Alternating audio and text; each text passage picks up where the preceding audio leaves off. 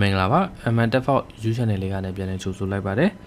ကျွန်တော်ဒီကနေ့ share ပေးခြင်းတဲ့အရာလေးကတော့ကျွန်တော်တို့ Windows 10 Windows 11 user တွေအတွက်ကျွန်တော်တို့ကွန်ပျူတာမှာ error လေးတွေဖြစ်တဲ့အခါမှာပေါ့တန်းပြီးတော့ sign ကိုမသွားဘဲနဲ့ကိုယ့်ဘာသာကိုအဲ့ဒီ error လေးတွေဘယ်လိုဖြေရှင်းလို့ရမလဲဆိုတဲ့ဟာလေးကိုကျွန်တော် share ပေးမှာဖြစ်တယ်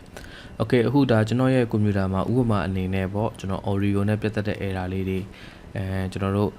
speaker အတန်မထွက်တဲ့ဟာလေးတွေပေါ့အဲ့လို error လေးဖြစ်တယ်ဆိုရင်ကျွန်တော်ကတန်းပြီးတော့ sign ကိုသွားစရာမလိုဘဲနဲ့ကျွန်တော်က Windows Start menu ကိုသွားပြီးတော့သူ့ရဲ့ setting ထဲကိုသွားမယ်ဟုတ်ပြီနော် setting ထဲမှာကျွန်တော်တို့ system ဆိုတဲ့ခလုတ်လေးကိုနှိပ်မယ်နှိပ်ပြီးတော့ကျွန်တော်ညာဘက်မှာ troubleshoot ဆိုတဲ့ကောင်လေးကိုထပ်နှိပ်မယ်ထပ်နှိပ်ပြီးတော့ကျွန်တော်ဒီမှာ other troubleshooter ဆိုတဲ့ကောင်လေးရှိတယ်တွေ့လားအဲ့ဒီ other troubleshooter ဆိုတဲ့ကောင်လေးကိုခန့်နှိပ်လိုက်မယ်ဒါဆိုရင်ကျွန်တော်တို့ဒီမှာဘာတွေပြမလဲဆိုရင် Windows 10တွေ Windows 11တွေမှာ default အနေနဲ့ကျွန်တော်တို့ကိုယ့်ဘာသာကိုဖြည့်ရှင်းလို့ရတဲ့ problem တွေအကုန်လုံးကိုသူကဒီမှာပြပေးထားတယ်ကိုယ့်ရဲ့ကွန်ပျူတာက battery ရန်အားရန်နေနေတာလားဒါဆိုရင်သူက power ဆိုတဲ့ကောင်လေးကို run ပေးလိုက်ဟုတ်ပြီနော် video play လုပ်တဲ့အခါမှာ error တက်နေလားဒါဆိုရင် video playback ဆိုတဲ့ကောင်လေးကို run ပေးအဲ့ဒါပေမဲ့တခြား error တွေပြိုးစုံရှိတယ်Bluetooth error ဆိုရင် Bluetooth error run ကိုနှိပ်ပေးလိုက်ဟုတ်ပြီနော် printer error ဆိုရင် printer error audio error ဆိုရင် audio အဲ့တိုင်းပဲအခုကျွန်တော်ရဲ့ကွန်ပျူတာမှာ internet connection အဆင်မပြေဘူးဆိုပါစို့ဒါဆိုရင်ကျွန်တော်က internet connection ပေးရ run ဆိုတဲ့ကောင်လေးကိုနှိပ်လိုက်မယ်သူကဒီမှာ detecting program ဆိုပြီး run တယ်ဟုတ်ပြီနော်သူ့ရဲ့ troubleshoot မှာသူကအခုလိုမျိုး option လေးတွေပါလိမ့်မယ်အောက်ဆုံးမှာရှိတဲ့ option ကအမြဲတမ်းသူကအပြင်ုံထွက်တာ troubleshoot ကလည်းသူကပိတ်လိုက်တာသူ့ရဲ့ပုံမှာပါတဲ့ option လေးတွေကကြတော့ကျွန်တော်တကယ်လို့သူကပြဿနာတကယ်ရှိခဲ့တယ်ဆိုရင်သူကဒီနားမှာအဲ့ဒီ error ကိုဘယ်လိုဖြေရှင်းရမလဲဆိုတဲ့နီးကိုပြောတယ်နီးပြောလို့တကယ်လို့အဆင်ပြေတယ်ဆိုရင်သူကတစ်ခါတည်းဒီဘက်ဘေးမှာဖြေရှင်းလို့ရမယ့်နီးလေးတွေပါသူ option ပေးထားလိမ့်မယ်အဲ့ကြကျွန်တော်တို့ကအဲ့ဒီ option လေးကိုနှိပ်လိုက်မယ်ဆိုရင်ကျွန်တော်ရဲ့ program ကအဆင်ပြေသွားလိမ့်မယ်ဒါဆိုရင်သူကဒီမှာဘာပြဿနာမှမရှိဘူးလို့သူပြတယ်ဟုတ်ပြီတော့အဲ့ကြကျွန်တော်တို့က close the troubleshooter ဆိုပြီးတော့ပိတ်လိုက်လို့ရပြီဒါကပထမဆုံး step တစ်ခုOkay ကျွန်တော်ဒီလိုလုပ်လိုက်လို့အဆင်ပြေသွားပြီဆိုရင်ရပြီဒီမှာရက်လိုက်တော့ဒါလို့အဆင်မပြေသေးဘူးနောက်ထပ် error ထပ်ရှိသေးတယ်ဆိုရင် Windows update ကိုသွားမယ် setting ထဲမှာပဲရှိသေးတယ်เนาะ Windows update ထဲကိုသွားမယ်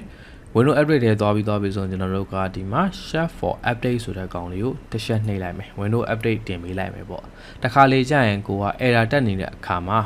internet connection ရှိပြီးတော့ Windows update လုပ်ပေးလိုက် Windows update လုပ်ပေးလိုက်တယ်ဆိုရင်အဲ့ဒီ error လေးတွေကတုံးတိုင်ဖြည့်ရှင်းသွားတတ်တယ်ဟုတ်ပြီเนาะဒါဆိုရင်သူကဒီမှာ up to date ဖြစ်တဲ့အတွက် update မဖြစ်တော့ဘူးဟုတ်ပြီနော်ကဲလို့ error ရှိခဲ့တယ်ဆိုရင်ကျွန်တော် update လုပ်လိုက်တာနဲ့အဲ့ဒီ error လေးတွေကဖြည့်ရှင်းပြီးသား Microsoft က auto ဖြည့်ရှင်းပြီးသားဖြစ်သွားလိမ့်မယ် Okay တခါလေကြရင်ဖြစ်ခဲ့တယ်တချို့လူတွေမှာလည်းရှိခဲ့တယ် Windows update ဆိုပြီးတော့ပေါ်လာပြီးသွားမှဆရာ Windows update လုပ်လိုက်လေ Windows update လို့ပေါ်လာပြီးသွားပြီဆိုမှကျွန်တော်ရဲ့ကွန်ပျူတာကြီးအရင်လေးသွားတယ်သုံးရတာအဆင်မပြေတော့ဘူး Okay အဲ့လိုဖြစ်လာပြီဆိုရင်ဒီ Windows update ထဲကိုပဲသွားမယ်နော် Windows update ထဲမှာကျွန်တော် update history ဆိုတဲ့ကောင်လေးရှိတယ်တွေ့လားအဲ့ဒီ update history ဆိုတဲ့ကောင်လေးကို click တစ်ချက်နဲ့နှိပ်ပြီးတော့ကျွန်တော်တို့အောက်ဆုံးကိုသွားမယ်အဲ့ဒီမှာကျွန်တော်တို့ install လုပ်ထားတဲ့ update တွေသူကဒီမှာရှိတယ်တွေ့လားကျွန်တော်အရင် update လုပ်လိုက်တဲ့ list တွေအကုန်ရှိတယ်ဟုတ်ပြီနော်အောက်ဆုံးကိုသွားမယ်အောက်ဆုံးမှာသူက uninstall update ဆိုတဲ့ကောင်လေးရှိတယ်အဲ့ဒီ uninstall update ဆိုတဲ့ကောင်လေးကို click နှိပ်လိုက် click နှိပ်ပြီးသွားပြီဆိုရင်ကျွန်တော်တို့ဒီဘက်လေးကိုသွားမယ်အဲ့ဒီမှာ install on ဆိုတဲ့ကောင်လေးမှာ date လေးတွေပါမယ်တွေ့လားအဲ့ဒီ date လေးကိုကြည့်လိုက်နောက်ဆုံး installation လုပ်ထားတဲ့ကောင်ကိုဖြတ်လိုက်ဟုတ်ပြီနော်ဒီမှာနှိပ်လိုက်မယ်ဆိုရင်2လပိုင်း16ရက်နောက်ဆုံး update လုပ်ထားတဲ့ကောင်ဒီတစ်ခုပဲရှိတယ်ဟုတ်ပြီနော်အဲ့ဒါကျွန်တော်ဒီကောင်လေးကို uninstall လုပ်လိုက်မယ်ဒါဆိုရင်ရလိမ့်မယ်ဒါကျွန်တော်ရဲ့ဒီ Windows 10မှာ Windows 11မှာဒီလို option နဲ့ပြတာတချို့ Windows မှာဆိုရင်တော့ကျွန်တော်တို့ဒီထဲမှာနေကိုပဲနောက်ထပ် option တစ်ခုသူတက်သွားလိမ့်မယ်ဟုတ်ပြီနော်အဲ့ဒီ option တက်သွားပြီဆိုရင်ကျွန်တော်တို့ဒီ update လေးရဲ့ဘေးမှာ uninstall ဆိုတဲ့ကောင်လေးရှိလိမ့်မယ်အဲ့ဒီ uninstall လေးကိုနှိပ်လိုက်မယ်ဆိုရင်ဒီ update လေးတွေက uninstall ဖြစ်သွားလိမ့်မယ်တစ်ချက်သတိထားမှာက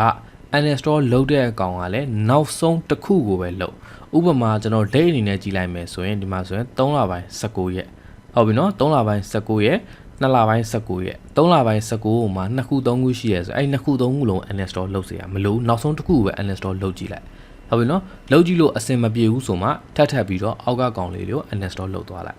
Okay နော်ဒါကတတိယနီးနောက်ထပ်နီးတစ်ခုကကြတော့ကျွန်တော်တို့ဘာ error မှမစခင်ကိုယ့်ရဲ့ကွန်ပျူတာကိုအစားထဲက production လုပ်ထားတာဘယ်လိုလဲဆိုရင်ကျွန်တော်တို့ step menu ထဲကိုသွားမယ်ဒီ search bar မှာဟုတ်ပြီနော် search bar မှာကျွန်တော်တို့က restore point လို့ရိုက်လိုက်ဒါဆိုရင်သူကဒီမှာ create a restore point ဆိုတဲ့ကောင်လေးရှိလိမ့်မယ် အဲ့ဒီကောင်လေးကို open လုပ်လိုက်မယ်ဆိုရင်အခုလိုကျွန်တော် system property ဆိုပြီးတော့ဒီ box လေးကြာလာလိမ့်မယ်ကြာလာတဲ့အခါမှာကျွန်တော်တို့ရဲ့ window installation လုပ်ထားတဲ့ main drive C ပေါ့အဲ့ဒီ C ရဲ့ဘေးမှာ protection က on ဖြစ်နေတယ်ဆိုရင်ပြဿနာမရှိဘူးကိုယ့်ရဲ့ system က protection လုပ်ပြီးသားတကယ်တော့ off မလုပ်ရသေးဘူးဆိုရင် off ကြီးဖြစ်နေတယ်ဆိုရင်ဒီကောင်လေးကို selection ပေးအောက်မှာ configure ဆိုတဲ့ကောင်လေးရှိတယ်တွေ့လားအဲ့ဒီ configure ကိုနှိပ်ပြီးတော့ကျွန်တော်ဒီမှာ turn on system protection ဆိုတဲ့ကောင်လေးအမှန်ချစ်ပေးပြီးသွားပြီဆိုကျွန်တော်ဒီမှာ max usage ကို1 to 2% လောက်ပဲထားဟုတ်ပြီနော်ဒါဆိုရင်ကျွန်တော်ရဲ့ကွန်ပျူတာမှာ 7GB လောက်ကသူက restore point အတွက်သူသုံးထားတာအဲ့လောက်သုံးတာပြဿနာမရှိဘူးဟုတ်ပြီနော်ကျွန်တော်တခါလေ error တက်တဲ့အခါမှာဆိုရင် restore ဆိုပြီးတော့အဲ့ဒီနောက် step ကိုပြန်ပြီး restore ပြန်လုပ်လို့ရတယ်ဒါဆိုရင်ကိုယ့်ရဲ့ကွန်ပျူတာကအရင်အတိုင်းပဲပြန်ကောင်းသွားလိမ့်မယ်ဟုတ်ပြီနော်ဒီတိုင်းလေးထားလိုက်မယ်ပြီးသွားပြီဆိုရင် okay နေလိုက်မယ်okay ဒါဆိုကျွန်တော်အခုဒီကောင်လေး on ပြီးသွားပြီတကယ်လို့ကိုကသုံးကျင်တယ်ဘယ်လိုသုံးရမလဲဆိုရင်အခုနအတိုင်းပဲကျွန်တော်ဒီထဲမှာပြန်ဝင်လိုက်တယ်နော် system resource ဆိုတဲ့ကောင်လေးရှိတယ်တွေ့လားအဲ့ဒီမှာ system restore ဆိုတဲ့ကောင်လေးကိုနှိပ်လိုက်ပြီးဆိုကျွန်တော်အခုဒီမှာသူက system restore ဆိုပြီးတော့တက်လာမယ် next ထပ်နှိပ်မယ်ဟုတ်ပြီနော် next ထပ်နှိပ်ပြီးသွားဆိုကျွန်တော်ဒီမှာတွေ့လား automatic restore point ဆိုပြီးသူပြတယ်နာရီကိုကြည့်လိုက်မယ်3လပိုင်း25ရက်ဟုတ်ပြီနော်3လပိုင်း26ရက်ဒါဆိုရင်သူကဒီမှာ update လေးတက်ပြီးသွားတော့သူကအဲ့ဒီ update ကို restore point လုပ်ထားတာဟုတ်ပြီနော်ကျွန်တော်တို့ကအဲ့ဒီ restore point ကိုသွားကျင်နေဆိုရင်ဒီမှာရှိတဲ့နိုင်လေးတွေသူက2ခုရှိမယ်တခါကျ3ခုရှိမယ်ပေါ့ဟုတ်ပြီနော်ဒီကောင်လေးကိုထောက် next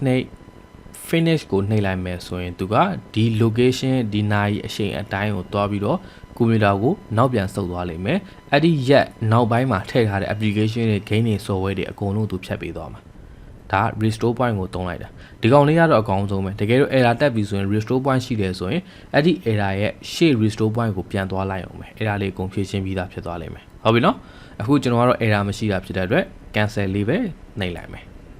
ဟုတ်ပြီနော်နားလည်မယ်နော် okay နောက်ထပ်နေရာကျတော့ကျွန်တော်တို့ command prompt ကိုသုံးပြီးတော့ဖြည့်ရှင်းမယ်ဟုတ်ပြီနော် start menu search bar မှာ cmd လို့ရိုက်လိုက်မယ်ဆိုရင်သူကဒီမှာ command prompt ဆိုတဲ့ကောင်လေးရှိမယ်အဲ့ဒီကောင်ကိုအမြဲတမ်း run as administrator ဆိုပဲ run ပေးရမယ် run လိုက်မယ် yes ပေးလိုက်မယ်ပထမဆုံးကျွန်တော်တို့ကဘယ်လို keyboard ဘယ်လို shortcut ရရမလဲဆိုရင် keyboard ကနေ sfc space bar မြင်းဆောင် scannow now ဟုတ်ပြီနော် sfc space bar မြင်းဆောင် scan down လို့ရိုက်ပြီးတော့ enter နှိပ်လိုက်မယ်ဆိုရင်သူကဒီကျွန်တော်တို့ကွန်ပျူတာရဲ့ drive တွေအကုန်လုံးသူ scan ဖတ်ပေးသွားလိမ့်မယ် error ရှိရဆိုရင် error ရှိကြောင်းသူဒီမှာပြလိမ့်မယ်ဒါကိုကျွန်တော်တို့ပြီးတဲ့အထိခဏစောင့်ပေးလိုက်မယ် okay ဒါဆိုရင်ကျွန်တော်ဒီမှာ error မရှိတဲ့ဖြစ်တဲ့အတွက် no did not find any integrity violation ဆိုပြီးသူပြပေးတယ် okay ဒါဆိုပထမဆုံး step အနေနဲ့ပြီးသွားပြီဟုတ်ကဲ့နော်နောက်ထပ် comment တစ်ခုကကြတော့ကျွန်တော်တို့က this image ကိုသုံးပြီးတော့ဒီကျွန်တော်တို့ရဲ့ window မှာရှိတဲ့ error လေးတွေကိုဖြည့်ရှင်းရမှာဟုတ်ပြီနော်သူ့ရဲ့ command လေးကကြတော့ dism space ပါမြင်းဆောင်ပြီးသွားပြီဆိုကျွန်တော်တို့က online ဟုတ်ပြီနော် space ပါမြင်းဆောင်ပြီးသွားပြီဆိုရင်ကျွန်တော်တို့က clean clean app dash image ဟုတ်ပြီနော် image image space ပါမြင်းဆောင် restore healthaဒီတိုင်းလေးကျွန်တော်တို့ကရရမယ်ရပြီးသားဆို enter နှိပ်လိုက်မယ်ဆိုရင်သူကအဲ့ဒီကောင်ကို check လုပ်လိုက်မယ်ဟုတ်ပြီနော်ဒီမှာသူ့ရဲ့ percentage 100ပြည့်တဲ့အထိကျွန်တော်တို့စောင့်ပေးရမယ်100ဒီကျွန်တော်ကွန်ပျူတာမှာ error ရှိရင်ရှိတဲ့လောက်သူကကြာလိမ့်မယ် error သိမ်းမရှိဘူးညံနေဆိုရင်100ကိုခဏလေးနဲ့ပြည့်သွားလိမ့်မယ်ဒါကတော့ step တစ်ခုပေါ့ okay ဒီကျွန်တော်ဒီကောင်ရဲ့ရှေ့မှာပြောခဲ့တဲ့ step တွေကိုဒီ step တွေကိုလုပ်ကြည့်လို့လုံးဝအဆင်မပြေဘူးဆိုရင်နောက်ဆုံး step ကဘာလုပ်ရမလဲဆိုရင် setting ထဲကိုပြန်သွားမယ် system ကိုသွားမယ်ဟုတ်ပြီနော် system ကိုသွားပြီးသွားဆိုကျွန်တော်တို့ရဲ့အောက်မှာ recovery ဆိုတဲ့ကောင်လေးရှိတယ်တွေ့လားအဲ့ဒီ recovery ဆိုတဲ့ကောင်လေးကိုနှိပ်လိုက်မယ် reset this pc ဆိုတဲ့ကောင်လေးရှိတယ်တွေ့လားအဲ့ဒီ reset this pc ဆိုတဲ့ကောင်လေးကိုနှိပ်လိုက်မယ် reset pc